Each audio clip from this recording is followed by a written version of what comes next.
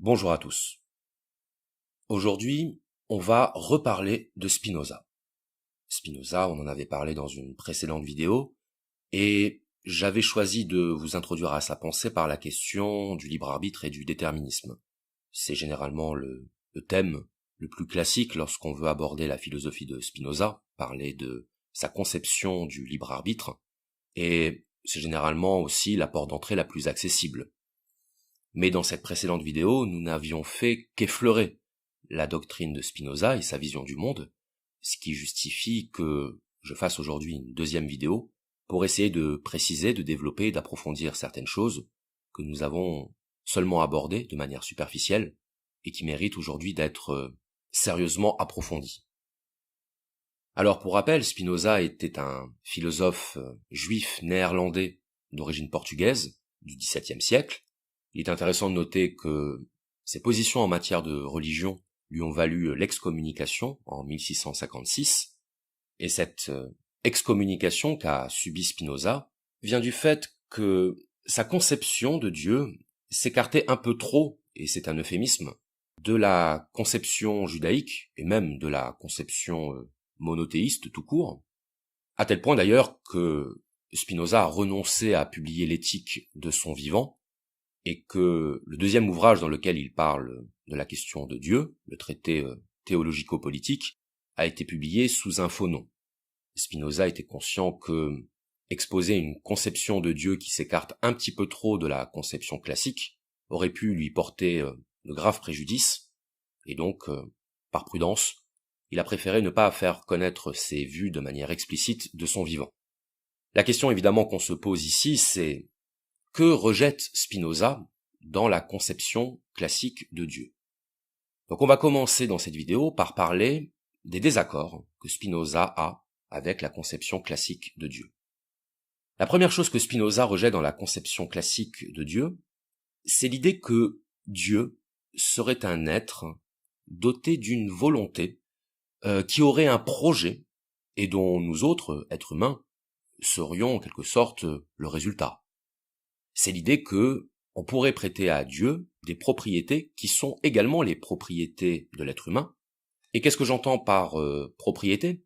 Bien, je parle principalement des sentiments que l'on attribue à Dieu, de ses pensées, voire de ses désirs, et qu'on retrouve dans de nombreuses descriptions qui sont faites dans la Bible, des réactions de Dieu au comportement des hommes. Dans l'Ancien Testament, on nous présente un Dieu vengeur, un Dieu colérique, un Dieu impitoyable. Or, ce sont là des sentiments qui, selon Spinoza, sont le propre de l'être humain, mais ne peuvent pas être attribués à un être parfait et infini tel que Dieu. En réalité, ce que dénonce Spinoza, c'est la conception anthropomorphique de Dieu, c'est la vision de Dieu qui consiste à lui prêter des propriétés humaines, c'est-à-dire des propriétés d'être fini et imparfait. En quelque sorte, Spinoza reproche aux hommes d'avoir créé un Dieu à leur image. Et vous savez que cette phrase très connue qui dit que Dieu a créé l'homme à son image, une phrase qui a donné lieu à de très nombreuses interprétations, bien c'est comme si Spinoza ici retournait cette phrase contre l'homme et lui reprochait d'avoir une vision pour le moins limitée de la nature de Dieu. Donc retenons bien ici que le premier désaccord que l'on peut identifier chez Spinoza vis-à-vis du monothéisme, vis-à-vis de la conception classique de Dieu, c'est cet anthropomorphisme, c'est cette projection sur Dieu des propriétés humaines qui, selon Spinoza, n'est pas du tout adaptée à la nature véritable de Dieu. Alors pourquoi est-ce que cette projection sur Dieu des propriétés humaines pose-t-elle problème? Bien, elle pose problème parce que, comme je l'ai dit rapidement, Dieu est un être parfait et infini. Et ça fait partie de la définition même du concept Dieu. Entendons-nous bien, on n'est pas ici en train de parler de l'existence ou de l'inexistence de Dieu, on est en train de parler de sa définition. On est en train de parler de ce qui fait que Dieu est Dieu. Dieu est un être parfait et infini, et de ce fait, il ne peut pas être pourvu des caractéristiques des êtres imparfaits et finis que nous sommes. Et ça, on peut le démontrer assez facilement. On va reprendre l'exemple du désir. Selon Spinoza, La création du monde n'est pas le fruit d'une volonté de Dieu, n'est pas le fruit d'un désir divin, parce qu'un être parfait ne peut pas avoir de désir. Rappelez-vous, on l'avait déjà dit dans d'autres vidéos, le désir, c'est le témoignage du manque. Le désir, c'est la marque de l'absence. Vous vous souvenez du mythe des androgynes chez Platon? Dans le banquet de Platon, Diotime nous explique que l'origine du désir, c'est la séparation de l'humain originel en deux êtres distincts, homme et femme, et que le désir consiste justement à rejoindre sa partie manquante. Quand vous désirez quelque chose, quoi que ce soit, vous désirez vous unir à cette chose, vous désirez ne faire plus qu'un avec cette chose, que ce soit par l'union physique, l'union charnelle, que ce soit par l'union intellectuelle ou spirituelle. Lorsque vous avez par exemple de la curiosité dans un domaine, l'acte de connaissance qui va satisfaire votre curiosité est un acte par lequel vous ne faites plus qu'un avec l'objet de votre curiosité. Vous vous êtes approprié l'objet de votre curiosité sous la forme d'une connaissance. Donc on peut bien ici parler d'une union intellectuelle. De la même façon, avoir une relation sexuelle avec une personne que vous désirez, c'est une manière de ne faire plus qu'un avec elle. Donc le désir est bien la marque d'une volonté de réunification. Et on ne peut réunifier que ce qui a été séparé. Mais chez Dieu, rien n'est séparé. Il n'y a pas d'extériorité à Dieu qui justifierait que Dieu ait un désir. Il n'y a rien qui puisse faire défaut à Dieu. Il n'y a rien qui puisse lui manquer. Considérer que Dieu aurait une volonté ou un désir, c'est présupposer que Dieu n'est pas parfait, puisqu'alors il lui manque quelque chose. L'idée que Dieu a créé le monde parce qu'il en avait la volonté, c'est présupposer que Dieu manquait de quelque chose.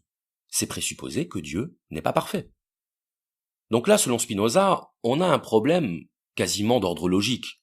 On ne peut pas définir Dieu par sa perfection, tout en reconnaissant parallèlement qu'il avait besoin de créer le monde pour être ce qu'il est. Je vais prendre un autre exemple pour illustrer cette contradiction logique qu'identifie Spinoza. C'est l'idée que Dieu serait pourvu de sentiments. Parler d'un Dieu vengeur, parler d'un Dieu colérique, parler d'un Dieu qui finalement ne sait pas maîtriser ses émotions, pour Spinoza ça pose problème. Parce que ça voudrait dire que Dieu ne vaut pas mieux que nous. Ça voudrait dire que Dieu est soumis aux mêmes imperfections, aux mêmes contingences que l'être humain. Et ça, pour Spinoza, ça n'a aucun sens. Ça témoigne seulement d'une vision réductrice de Dieu, d'une vision un petit peu limitée, vision limitée qui est tout à fait justifiable par le simple fait que, forcément, lorsqu'on essaye de penser quelque chose, on va le penser à partir de ce que nous sommes. Ça, c'est normal.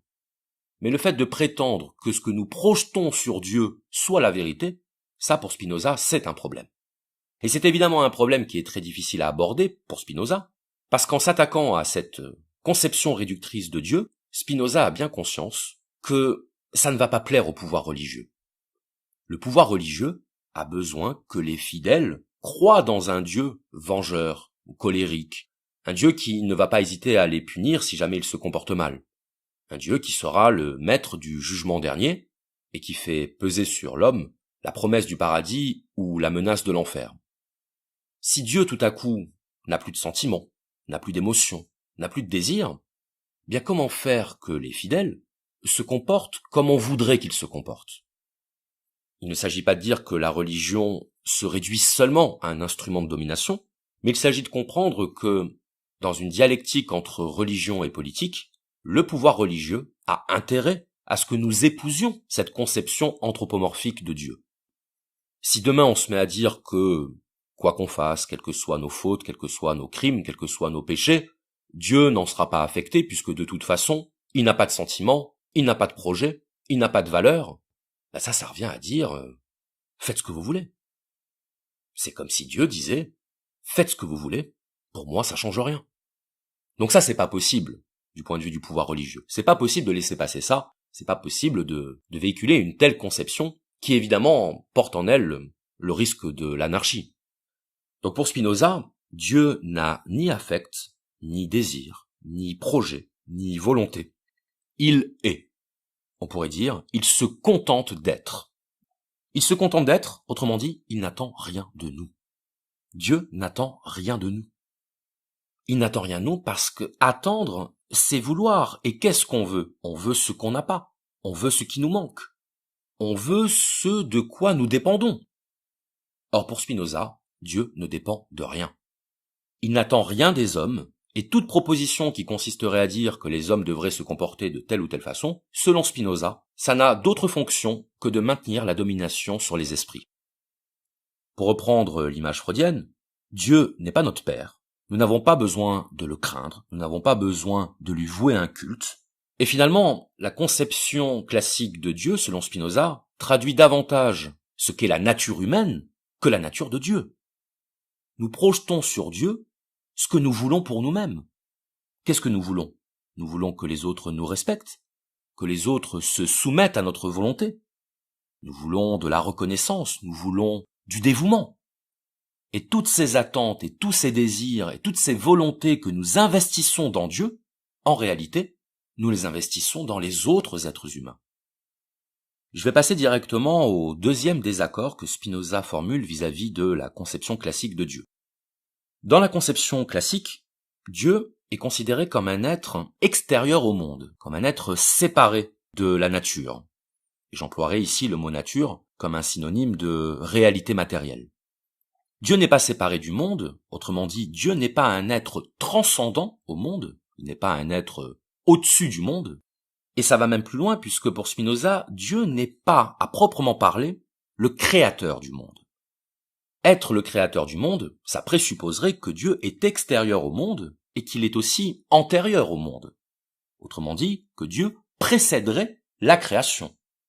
Ça paraît assez logique, et effectivement, dans la plupart des textes religieux, c'est ce qu'on nous dit. On nous dit que l'Éternel a créé le monde, et pour qu'il le crée, il fallait bien que Dieu soit avant le monde. Dieu n'a pas pu créer quelque chose avant lui-même, pour ainsi dire. C'est-à-dire que, dans la conception religieuse traditionnelle, le monde a un début temporel qui correspond à l'acte volontaire de Dieu, l'acte volontaire de création du monde. Donc là, encore une fois, on a un schéma anthropomorphique, c'est-à-dire l'idée qu'il y a d'abord une volonté, un projet, et ensuite une création qui découle de cette volonté.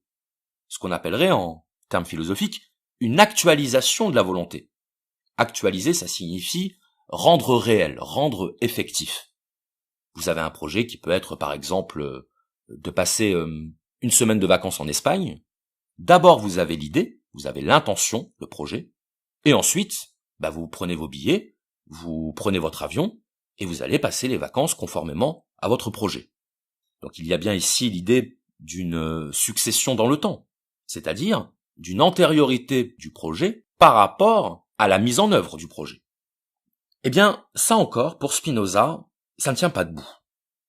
Ça ne tient pas debout parce que ça ne prend pas en compte le fait que Dieu et le monde, Dieu et la nature, c'est la même chose. Qu'est-ce que ça veut dire? Dieu et le monde, c'est la même chose.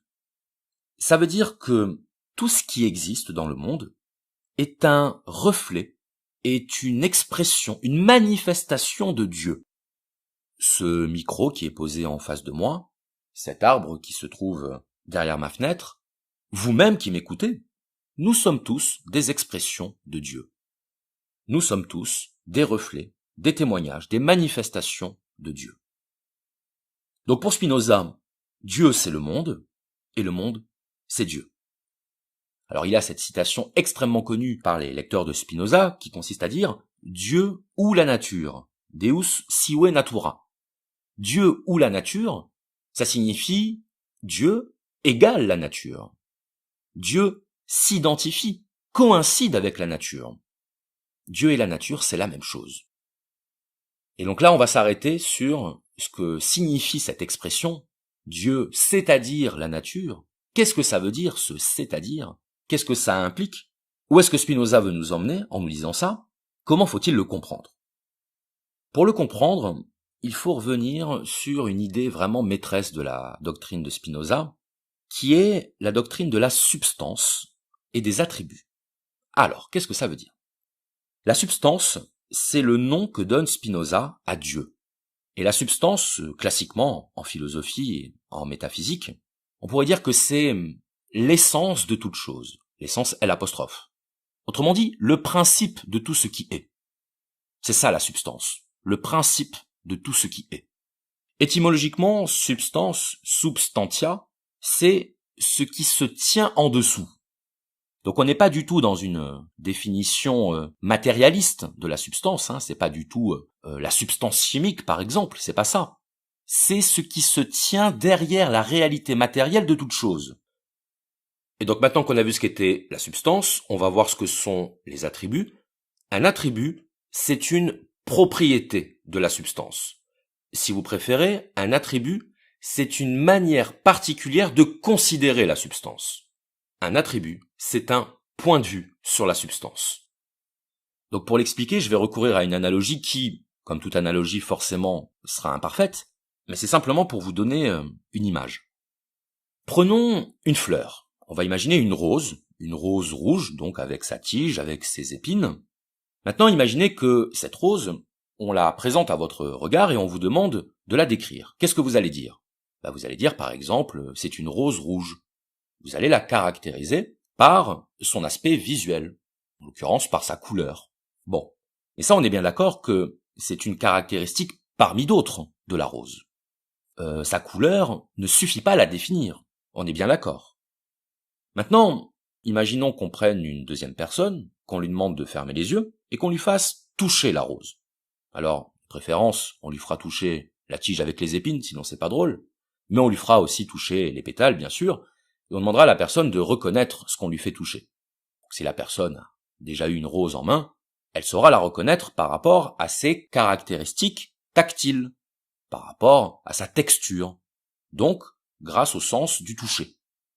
Les caractéristiques que cette personne va identifier, c'est-à-dire l'aspect piquant de la tige, l'aspect lisse et doux des pétales, ça aussi ça fait partie des caractéristiques de la rose. On ne peut pas ôter ces propriétés de ce qu'est la rose. Si vous préférez, une rose n'est pas simplement un objet visuel, c'est aussi un objet tactile, c'est quelque chose que l'on peut toucher. Donc on se retrouve ici avec deux manières différentes de caractériser la même chose, c'est-à-dire la rose. Et bien entendu, on peut également faire ça pour l'odorat. On va faire sentir le parfum de la rose, et ce parfum sera également l'une des propriétés de la rose. Très bien. Qu'est-ce qu'on va conclure de tout ça ? Bien, on va conclure que si on prend un objet quelconque, il y a plusieurs manières de caractériser cet objet. Il y a plusieurs manières de se rapporter à lui. En l'occurrence, ça va dépendre du sens que l'on choisit, du canal sensoriel que l'on choisit. Si on choisit le canal visuel, on va caractériser la rose par sa couleur, éventuellement par sa forme. Si on choisit le canal du toucher, on va caractériser la rose par sa texture, la texture de sa tige, de ses pétales. Et si on choisit le canal de l'odorat, on va caractériser la rose par son parfum.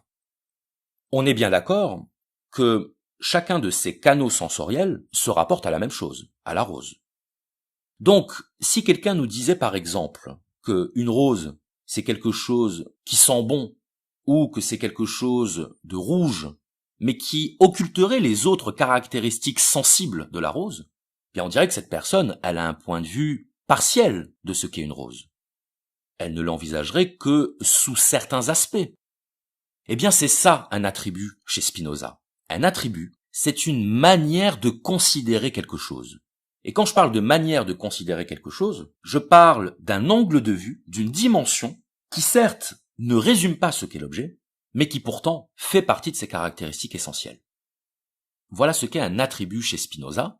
Un attribut, c'est une manière de se rapporter à un objet, c'est une manière de l'envisager, c'est un point de vue sur lui, qui n'exclut pas d'autres attributs, mais qui fait que selon l'attribut sous lequel on va considérer cet objet, on n'aura pas affaire exactement à la même chose. Vous savez, c'est comme cette fable des 6 aveugles et de l'éléphant. Chacun des aveugles va toucher une partie différente du corps de l'éléphant et va croire qu'il a affaire à quelque chose de radicalement différent des autres. Le premier aveugle va toucher le flanc de l'éléphant et penser qu'il s'agit d'un mur.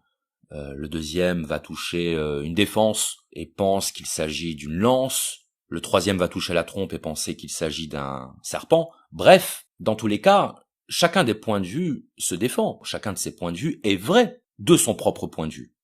Mais le fait est que chacune des parties du corps de l'éléphant ne permet pas de comprendre ce qu'est un éléphant. Eh bien, chez Spinoza, un attribut, c'est l'une des propriétés, l'une des caractéristiques de la substance infinie que Spinoza appelle Dieu. Dieu, c'est la substance, c'est cette totalité parfaite et infinie, et les attributs, ce sont les rapports, les aspects, les dimensions sous lesquels on peut envisager la substance. Alors, ce qui est intéressant au sujet des attributs, c'est que Spinoza nous dit que la substance possède une infinité d'attributs. Alors une infinité, évidemment, c'est quelque chose qu'on ne peut pas se représenter, justement parce que nous sommes des êtres finis, nous sommes très très très loin de pouvoir concevoir tous les attributs de la substance, tous les attributs de Dieu.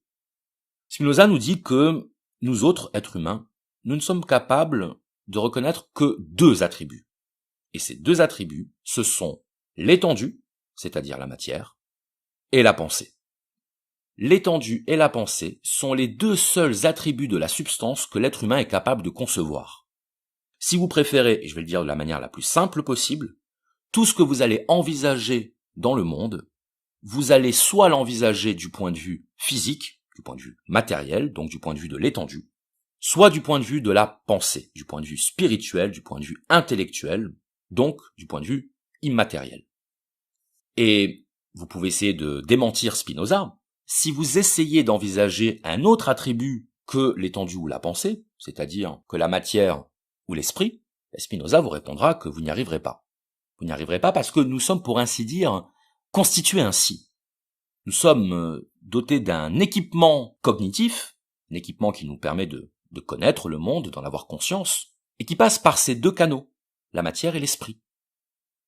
Et d'ailleurs, ça rejoint la position dualiste de Descartes, sauf que pour Descartes, il y avait bien deux substances indépendantes dont l'une était de nature matérielle et l'autre de nature spirituelle. D'où la distinction chez Descartes entre le corps et l'esprit, et cette conception qu'il avait de l'âme qui échappait au déterminisme matériel. Pour Spinoza, au contraire, il n'y a pas de séparation. Il y a une cohabitation des différents attributs au sein de la substance.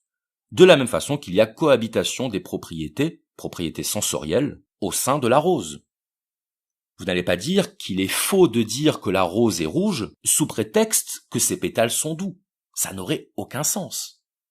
Ça n'aurait aucun sens, comme ça n'aurait aucun sens de dire que quelqu'un ne porte pas de lunettes sous prétexte qu'il porte un short. Vous voyez bien qu'on est sur des choses qui n'ont pas de sens d'un point de vue logique. On peut très bien à la fois porter des lunettes et porter un short. On peut à la fois être de couleur rouge, comme une rose peut parfaitement être de couleur rouge, et en même temps avoir des pétales qui soient doux. Donc l'idée des attributs chez Spinoza, c'est tout simplement l'idée que parmi les caractéristiques de la substance, nous n'avons accès qu'à deux d'entre elles, et que ces deux attributs, ces deux dimensions de la substance, ne sont pas en conflit l'une avec l'autre. Les attributs de Dieu ne sont pas en conflit les uns avec les autres, ils sont, pourrait-on dire, complémentaires, ils cohabitent. Ils ne sont pas exclusifs, c'est-à-dire que la reconnaissance de l'un n'implique pas le rejet de l'autre, et ils sont en nombre infini, ce qui ne veut pas dire que nous soyons capables de tous les connaître, puisqu'en tant qu'être humain, c'est-à-dire en tant qu'être limité, en tant qu'être qui sommes nous-mêmes composés de deux attributs, la matière et l'esprit, nous ne sommes capables de connaître que ces deux attributs. Alors, souvent on pose la question, oui mais ça, comment est-ce que Spinoza le sait? Comment est-ce qu'il sait que Dieu, c'est-à-dire la nature, possède une infinité d'attributs et que nous ne serions capables que d'en connaître que deux? D'où est-ce qu'il le sort, ça? Ben, il le sort d'abord de la définition qu'il donne de Dieu comme d'un être parfait et infini. Donc il est logique qu'un être infini soit doté d'une infinité d'attributs, jusque-là il n'y a pas de problème. Et pourquoi ne sommes-nous capables d'en connaître que deux? Eh bien parce que nous sommes ainsi structurés, nous sommes ainsi constitués. Nous sommes ce que Spinoza appelle des composés de matière et d'esprit. Et d'ailleurs, tout ce qui existe dans le monde est un composé de matière et d'esprit. Et ces composés de matière et d'esprit, c'est ce que Spinoza appelle les modes. Les modes de la substance. Les modes de la substance qui sont des composés d'attributs de la substance. Alors pour que ça vous paraisse un peu plus clair, parce que j'ai bien conscience que ce que je suis en train de vous raconter vous paraîtra soit très abstrait, soit très bizarre, je vous ai fait un petit schéma, parce que un petit dessin vaut parfois mieux qu'un long discours, voilà, et aussi parce que je suis un grand artiste. Et sur ce schéma, j'ai essayé de représenter ce dont je vous parle depuis tout à l'heure. C'est-à-dire que le cercle, Le grand cercle représente la substance. J'ai choisi le cercle bien que ce soit une représentation imparfaite, le cercle étant généralement la figure géométrique qui sert à représenter la totalité, mais vous aurez remarqué que j'ai fait une sorte d'auréole autour de ce cercle, et je vous expliquerai pourquoi tout à l'heure, ce qui fait que notre substance ressemble plus ou moins à un soleil. À l'intérieur de ce cercle, j'ai tracé quelques rayons, et il faut imaginer qu'il y ait une infinité de rayons, chaque rayon représentant un attribut. Alors, je n'en avais pas fait plus parce que si j'avais voulu faire une infinité de rayons, eh bien mon cercle serait devenu un disque, et on n'aurait plus vu la distinction, la différence entre chaque rayon, c'est-à-dire entre chaque attribut. Donc j'ai voulu laisser de l'espace entre les différents rayons, et donc j'ai mentionné les deux rayons qui correspondent à nos deux attributs, l'attribut de la pensée et l'attribut de la matière. Et sur chacun de ces rayons, donc de ces attributs, j'ai fait des segments qui sont comme des passerelles, comme des ponts entre les attributs, pour indiquer cette interaction entre les attributs qui fait que tout ce qui existe dans le monde est un composé de plusieurs attributs. Et comme on sait que chez Spinoza, l'ordre et la connexion des choses sont les mêmes que l'ordre et la connexion des idées, eh bien j'ai fait des passerelles, j'ai fait des segments parallèles entre eux, pour bien montrer qu'à un certain niveau sur l'attribut de la matière, sur l'attribut de l'étendue, va correspondre un niveau sur l'attribut de la pensée. Donc ces petits segments qui font rejoindre les deux attributs, c'est ce que Spinoza appelle les modes. Donc nous sommes tous des modes de Dieu, des modes de la substance, des composés de matière et d'esprit, qui sont eux-mêmes deux attributs parmi une infinité d'autres de la substance qu'est Dieu. Alors je reviens maintenant sur cette auréole que j'ai tracée autour de mon cercle, et par laquelle j'ai voulu signifier l'idée d'un dynamisme, l'idée d'une production. Parce que c'est très important de comprendre que la substance, chez Spinoza, c'est-à-dire Dieu, n'est pas quelque chose de fixe, n'est pas quelque chose de figé, d'immobile, comme on décrit généralement Dieu dans les anciens systèmes métaphysiques, par exemple chez Platon ou chez Aristote. Donc Spinoza ne parle pas explicitement de ce caractère dynamique de la substance divine. C'est moi qui en parle parce que ça va nous permettre de comprendre une distinction fondamentale que fait Spinoza à propos de Dieu. Donc on a dit que Dieu et la nature, c'était la même chose, considérée sous un rapport différent, autrement dit considérée sous un attribut différent. Et ça permet d'éclairer la distinction que fait Spinoza entre la nature naturante et la nature naturée. Alors c'est assez étrange à l'oreille d'entendre une forme verbalisée du mot nature. Ça semble indiquer un processus, ça semble indiquer un travail de production. La nature naturante, c'est la nature qui est, pour ainsi dire, en train de naturer, et la nature naturée, c'est le résultat de ce travail de la nature. Donc qu'est-ce que ça veut dire? Ça veut dire que, selon le mode sous lequel on va la considérer, la nature est soit un acte de production, un acte de création, entre guillemets, et ça rejoint ce qu'on disait tout à l'heure sur la création du monde. Donc la nature naturante, c'est la nature en tant qu'elle se déploie, en tant qu'elle s'engendre elle-même, tandis que la nature naturée, c'est la nature du point de vue du résultat fini de ce travail. Si vous préférez, le monde que nous habitons, c'est à la fois un monde qui est toujours en train de se créer, et c'est aussi le monde qui est capable de nous accueillir en tant que création. Vous voyez, c'est quelque chose qu'on peut facilement représenter par une métaphore. Par exemple, la métaphore de l'enfant, donc qui a des parents qui sont ses géniteurs, et une fois que l'enfant sera adulte, il pourra lui-même devenir un géniteur, c'est-à-dire il pourra lui-même donner la vie. Nous sommes les enfants de ceux qui nous ont précédés et les parents de ceux qui vont nous précéder. C'est quelque chose d'assez facile à comprendre, je pense. Donc l'enfant, c'est la nature naturée, c'est le résultat d'un engendrement. La nature naturante, c'est l'enfant qui, lorsqu'il est devenu adulte, va à son tour donner naissance à d'autres enfants. Donc vous voyez ici que quand on dit Dieu ou la nature, sous-entendant par là une équivalence, voire une identité entre Dieu et la nature, eh bien cette distinction entre nature naturante et nature naturée permet d'éclairer cette identité, permet de mieux comprendre cette idée d'équivalence entre Dieu et la nature. Dieu, ce serait le principe naturant de la nature, tandis que la nature, telle qu'on l'entend habituellement, c'est-à-dire le monde physique, le monde matériel, c'est le résultat de cet engendrement. Et encore une fois, je le répète, il ne s'agit pas ici d'un acte de création volontaire de la nature par Dieu, parce que ce serait attribuer à Dieu une volonté, une intention qu'il ne possède pas. C'est tout simplement le fruit de la puissance de Dieu qui se manifeste à travers le monde. Chez Spinoza, tout ce qui est correspond à tout ce qui peut être. C'est ça la théorie de la puissance chez Spinoza. C'est pour ça que chez Spinoza, il n'y a pas de longue discussion sur la différence entre ce que l'on peut faire et ce que l'on fait vraiment. Pour Spinoza, ce que l'on peut faire, c'est ce que l'on fait. Et ce qu'on ne fait pas, c'est qu'on n'a pas pu le faire. Il n'y a pas de conditionnel chez Spinoza. On fait ou on fait pas. Vous savez, il y a beaucoup de personnes qui sont spécialistes dans le fait de dire je l'ai pas fait mais j'aurais pu le faire. Oui, mais cette phrase n'a strictement aucun sens dans une situation où la chose n'a pas été faite. Donc si on voulait vraiment simplifier pour que ce soit plus facile à comprendre, on pourrait dire qu'il existe Dieu dans son principe d'engendrement, ce que les religions métaphorisent comme étant Dieu le Créateur, Dieu le Père, et on a Dieu dans sa manifestation matérielle et physique, qui est la nature, et dont nous faisons partie. Voilà pourquoi, d'un certain point de vue, nous sommes Dieu, puisque nous sommes la manifestation de la substance divine.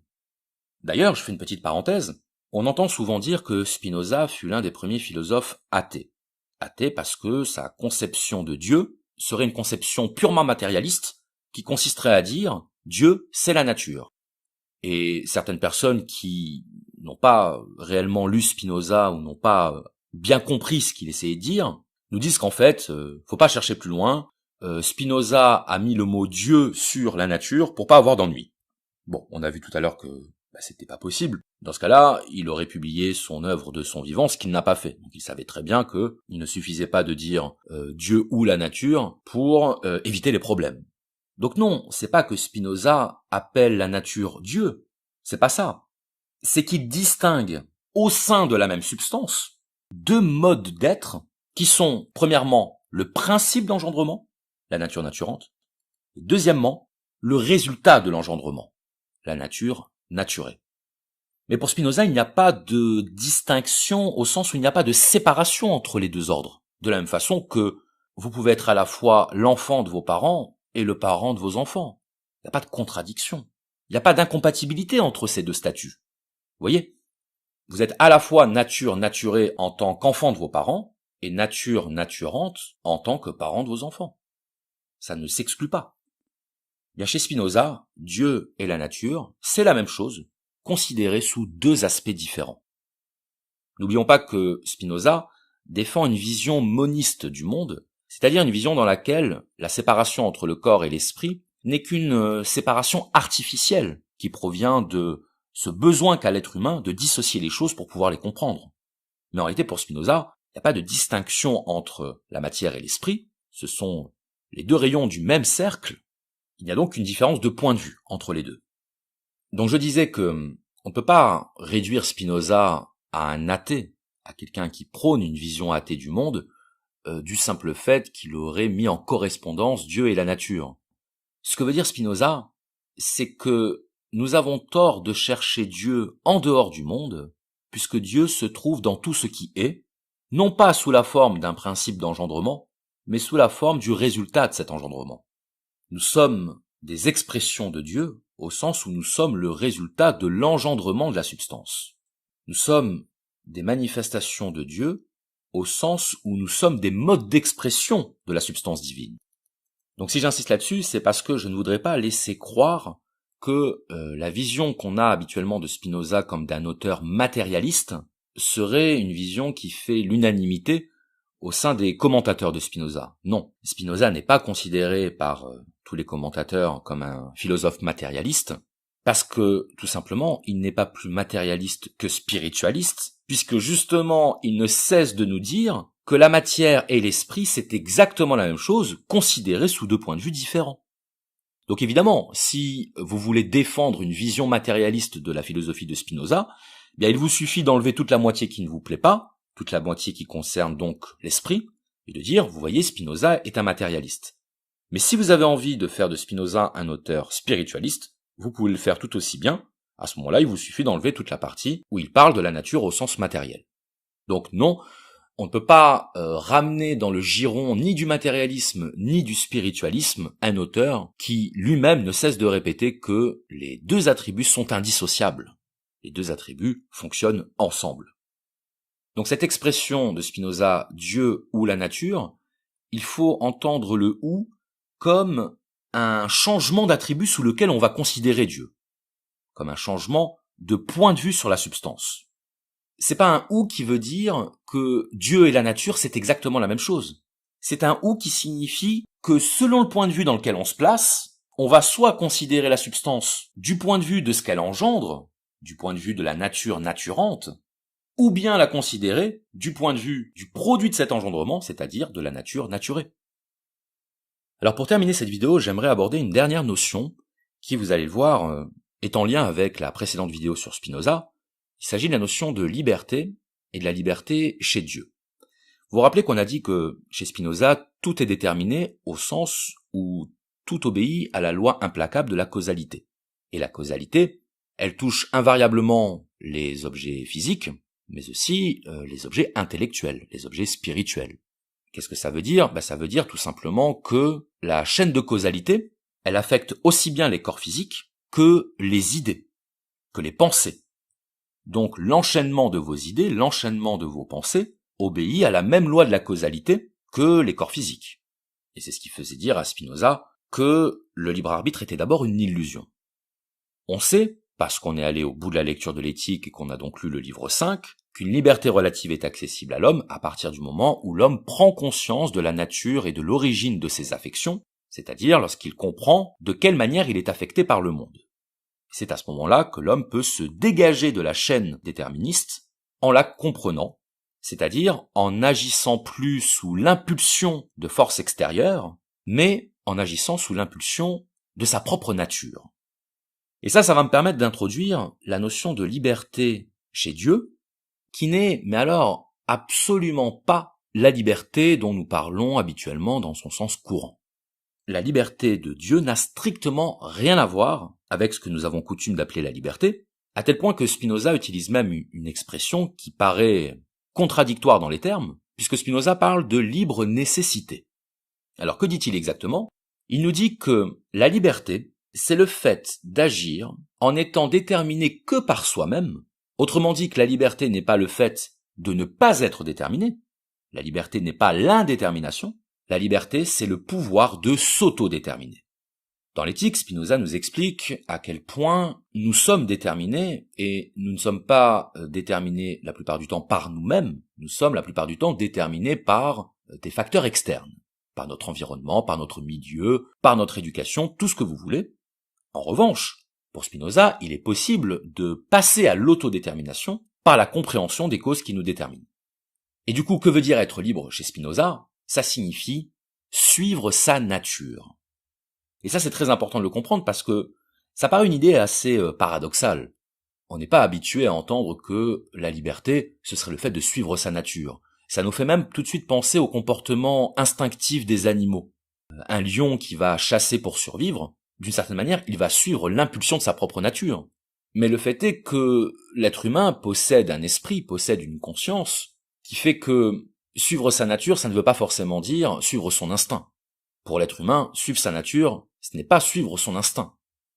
Donc il y aurait toute une réflexion à mener sur ce que signifie agir conformément à sa nature, agir sous l'impulsion de sa nature, puisque ça présuppose que nous aurions tous une nature, une essence, plus ou moins personnelle, plus ou moins universelle.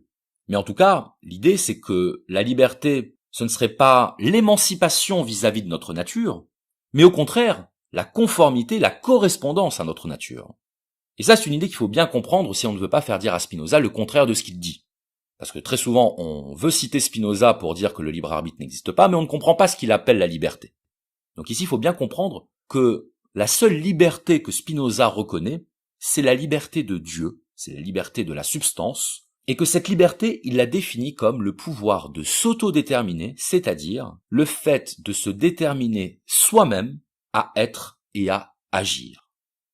Donc Spinoza a cette phrase du début de l'éthique qui consiste à dire « Édite libre la chose qui existe par la seule nécessité de sa nature ». Exister par la seule nécessité de sa nature, C'est ça la définition spinozienne de la liberté. Vous voyez, encore une fois, à quel point on est très éloigné des conceptions classiques de la liberté. Chez Descartes, par exemple, la liberté, c'était le décret de l'âme, cette âme qui était censée, chez Descartes, ne pas être soumise au déterminisme, au mécanisme des corps physiques. Chez Spinoza, l'âme n'est pas moins soumise au déterminisme que les corps physiques, mais simplement, la liberté devient chez lui la libre nécessité. Et n'oublions pas qu'en philosophie, la nécessité, ça désigne justement le fait de ne pas pouvoir être autrement. Une chose est nécessaire quand elle ne peut pas ne pas être ce qu'elle est. Donc il faut déjà commencer par accepter ce paradoxe, cette contradiction apparente dans la définition spinozienne de la liberté, pour comprendre en quoi seul Dieu peut être qualifié d'être libre. Et ce que veut nous dire Spinoza, c'est que Dieu n'a pas le choix d'être ce qu'il est. Mais c'est parce qu'il est ce qu'il est, c'est parce que son être se confond avec sa puissance, c'est parce qu'il n'y a pas de séparation entre ce qu'il pourrait être et ce qu'il est, que Dieu peut être qualifié d'être libre. Si on voulait vraiment schématiser, pour ne pas dire caricaturer le propos de Spinoza, on pourrait dire que Dieu, c'est celui qui ne se pose aucune question. Non pas parce qu'il serait bête, non pas parce qu'il ne serait pas capable d'y répondre, mais tout simplement parce qu'il sait ce qu'il est. Et quand on sait ce qu'on est, comme quand on sait ce qu'on a à faire, on le fait. Et chaque seconde qu'on va passer à réfléchir pour savoir si c'est une bonne décision, pour savoir si on a raison, si on doit le faire, du point de vue de Spinoza, ce sont des secondes qu'on passe à ne pas être ce qu'on est. C'est du temps qu'on passe à aller contre soi. C'est du temps qu'on passe à ne pas suivre sa nature. Mais quand vous savez ce que vous avez à faire, vous vous confondez avec ce que vous faites. Vous vous confondez avec la réalisation de ce que vous savez devoir faire. Vous devenez ce que vous êtes, et vous êtes ce que vous devez faire.